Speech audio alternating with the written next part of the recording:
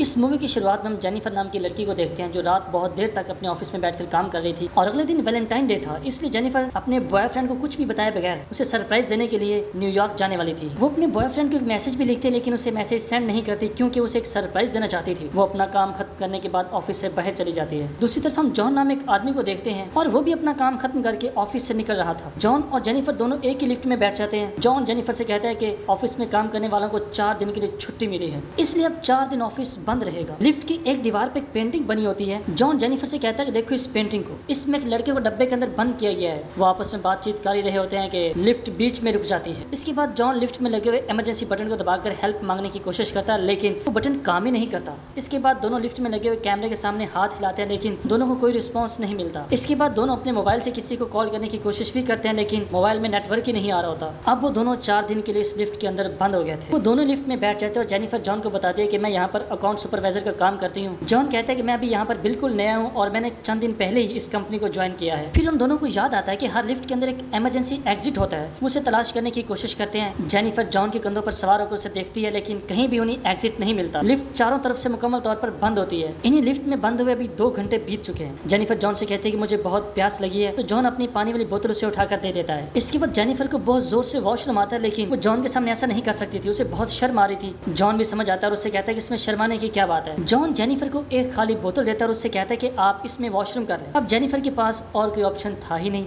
इसलिए उसी बोतल में टॉयलेट करना शुरू कर देती है और जॉन दूसरी तरफ मुंह कर लेता है। इसके बाद जेनिफर उस पेंटिंग के पास जाती है और वहाँ पर एक लड़की की तस्वीर भी बना देती है। इस तरह कई घंटे बीत जाते हैं और जेनिफर जॉन से पूछती है कि क्या तुम्हारी कोई गर्लफ्रेंड है, जिस पर जॉन कहता है कि मेरी कोई गर्लफ्रेंड नहीं है और मेरे बारे में कोई भी नहीं जानता कि मैं इस कंपनी में काम करता हूँ। इसके बाद जेनिफर कहती है कि मेरा भी यहाँ पर कोई नहीं है और मैं आज रात अपने बॉयफ्रेंड से मिलने के लिए न्यूयॉर्क जा रही थी लेकिन अब तो मेरी फ्लाइट मिस हो चुकी है। इसके बाद वो दोनों वहीं पर बैठकर वाइन पीने लग जाते हैं। इस तरह बहुत वक्त बीत जाता है और वो दोनों एक दूसरे की पेंटिंग बनाना शुरू कर देते हैं। इसी दौरान जॉन जेनिफर से कहता है कि मैंने तुम्हें अक्सर ऑफिस से बाहर निकलते हुए देखा है और तुम मुझे बहुत अच्छी लगती हो, जिसे सुनकर जेनिफर मुस्कुराने लगती है और इसके बाद वो दोनों एक दूसरे को अपनी ड्राइंग दिखाते हैं। जॉन ने जेनिफर की बहुत ही अच्छी ड्राइंग बनाई थी लेकिन जेनिफर ने जॉन का कार्टून बना दिया। इसके बाद जेनिफर जॉन से कहते हैं कि हमें किसी और टॉपिक पर बात करनी चाहिए। जॉन खाने के बारे में बात करना शुरू कर देता है लेकिन जेनिफर उसे वहीं पर रोक देती है और उससे कहती है कि खाने पर बात करने के लिए मेरे पास कुछ भी नहीं है। इसके बाद जॉन कहता है कि चले हम सेक्स पर बात करते हैं। जेनिफर जॉन को बताती है कि मैंने अपने बॉयफ्रेंड के साथ लाइब्रेरी के अंदर फर्स्ट टाइम ये सब कुछ किया था। फिर जॉन बताता है कि मैं पहले जिस ऑफिस में काम किया करता था वहाँ पर एक खूबसूरत लेडी थी और मैंने उसके साथ फर्स्ट टाइम कार में किया था। इसके बाद जॉन जेनिफर से पूछता है कि क्या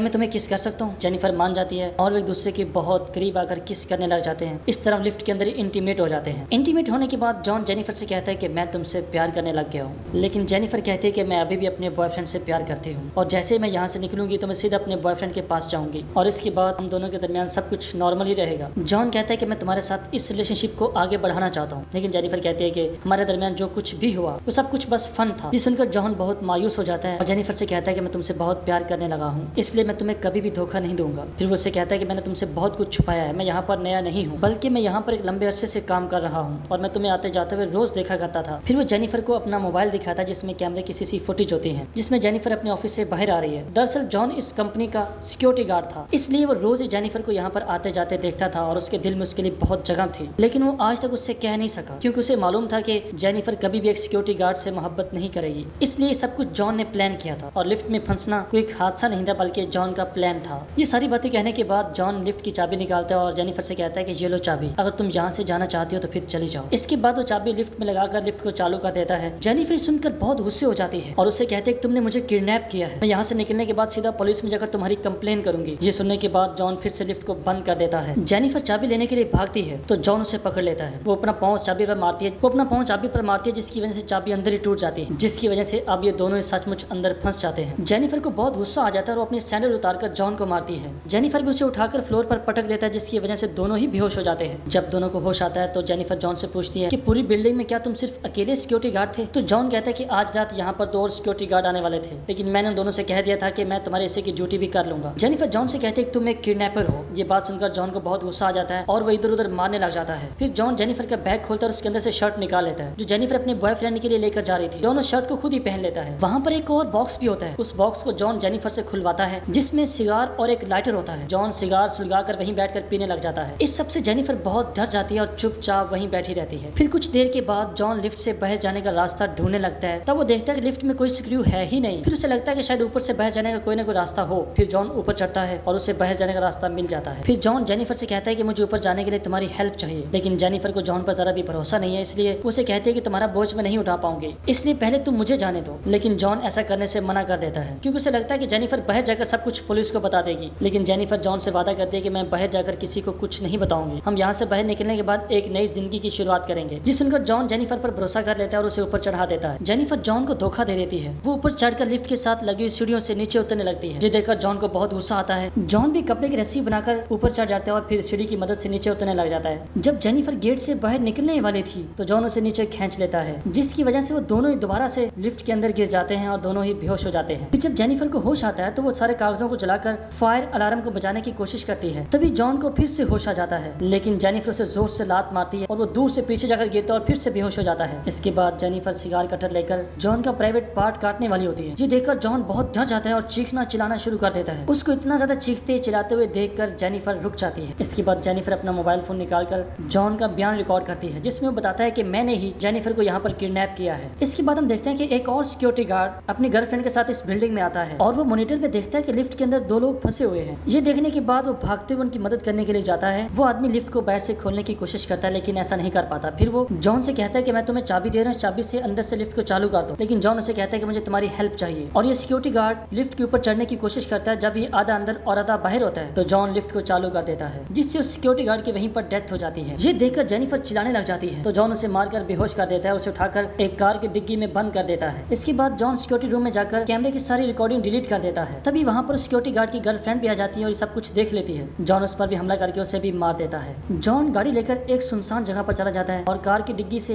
एक पेट्रोल वाला कैन निकालकर कूड़े के ऊपर पेट्रोल फेंकने लग जाता है। दरअसल वो जेनिफर को उसी कूड़ेदान में डालकर आग लगाने वाला था, लेकिन तभी जेनिफर चुपचाप डिग्गी से बाहर निकलकर जॉन पर हमला कर देती है और फिर उसकी कार लेकर वहाँ से भागने लगती है। लेकिन थोड़ी दूर जाने के बाद वो उसकी कार रोक देती है। फिर कार को रिवर्स गियर में लेकर जॉन को जोरदार टक्कर मारती है, जिसकी वजह से जॉन कूड़ेदान में गिर जाता है और फिर उस कूड़ेदान में आग लगा देती है, जिसकी वजह से जॉन वहीं पर जलकर मर जाता है। और इसके साथ ही मूवी यहीं पर खत्म हो जाती है। आपको ये मूवी कैसी लगी कमेंट करके वीडियो को लाइक करके जरूर बताइएगा। Thanks for watching.